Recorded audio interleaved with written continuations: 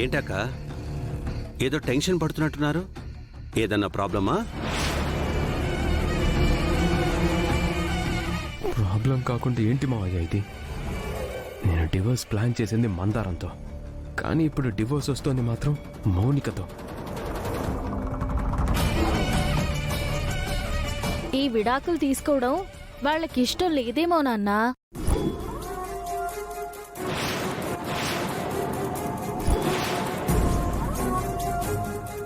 అందుకే పాపం కోర్టు వరకు వచ్చినా కోర్టు లోపలికి రావడానికి మనసు రావట్లేదు కదత్తయ్యా.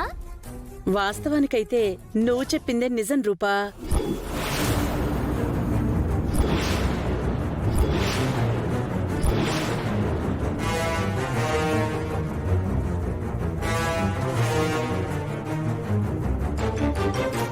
అంటే ఏంటత్తయ్య మీరనేది? విడాకులు తీసుకోవడం మీకు ఇష్టం లేదా? అయితే నాకు అన్యాయం చేస్తారా?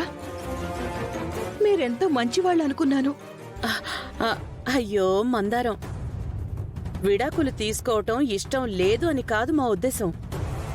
విడాకుల తర్వాత పాపం మౌనిక పరిస్థితి ఏంటా అని ఆలోచిస్తున్నాను.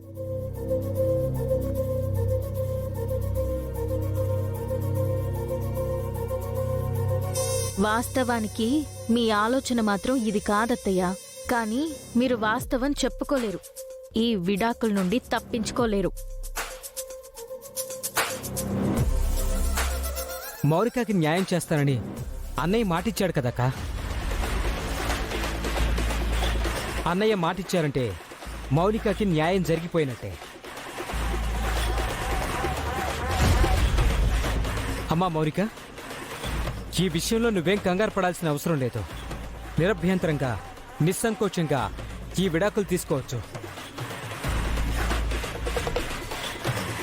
నీదేం పోతుంది? పోయేదంతా నాది కదా. అవును మౌనిక, 3 నెలలు తిరగకముందే ఇంతకంటే మంచి సంబంధం తీసుకొచ్చి నీ పెళ్లి జరిపిస్తాను. నా కోసం త్యాగం చేస్తున్నా నీకోసం నేను కూడా సాయం చేస్తాను మౌనిక. నువ్వేదైనా సహాయం చెయ్యాలి అంటే అది నువ్వు చచ్చిపోవడమే మందారం. నువ్వు చస్తే గాని నాకు న్యాయం జరగదు. అయినా నువ్వు దీపక్ ఇద్దరూ మాట్లాడుకునే కదా విడాకుల పేపర్ల మీద సంతకాలు చేశారు.